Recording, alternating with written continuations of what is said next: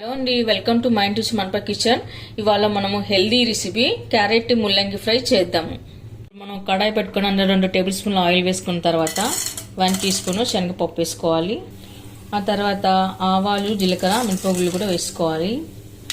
ఆ తర్వాత చిట్టబట్టమన్న తర్వాత సన్నగా కట్ చేసి పెట్టుకున్న ఆనియన్ ముక్కలు కూడా వేసుకోవాలి.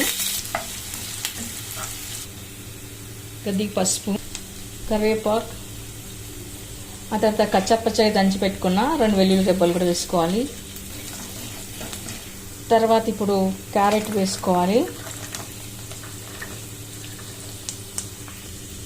ఆ తర్వాత బాగా కలుపుకొని పెట్టుకోవాలి. ఇప్పుడు కొద్దిగా సాల్ట్ వేద్దాము. ఇప్పుడు ముల్లంగిని వేసుకుందాము. ఆ తర్వాత బాగా కలిపి పెట్టుకోవాలి. తర్వాత ఇప్పుడు కొద్దిగా బఠానీలు వేద్దాం. మీ దగ్గర నుండి వేసుకోలేకపోతే స్టిక్ చేయొచ్చు. తర్వాత ఇప్పుడు రెడ్ చిల్లీ పౌడర్, కొద్దిగా సాల్ట్, ధనియా పౌడర్, ఇవన్నీ వేసాక ఒకసారి బాగా కలుపుకోవాలి.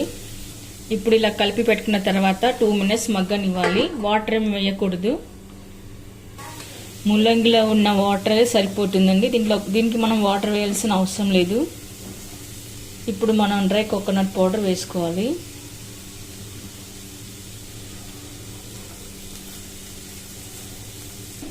ఇప్పుడు చివరన కొత్తిమీర వేసుకుందాము.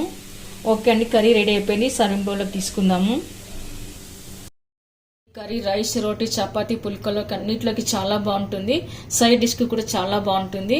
మీకు ఇష్టమైతే నిమ్మరసం కూడా వేసుకోవచ్చు. ఓకే అండి, చూసారుగా ఇవాళ హెల్దీ రెసిపీ ముల్లంగి క్యారెట్ ఫ్రై. వంట రాని వాళ్ళు కూడా చాలా ఈజీగా, సింపుల్గా, చాలా టేస్టీగా చేయొచ్చండి.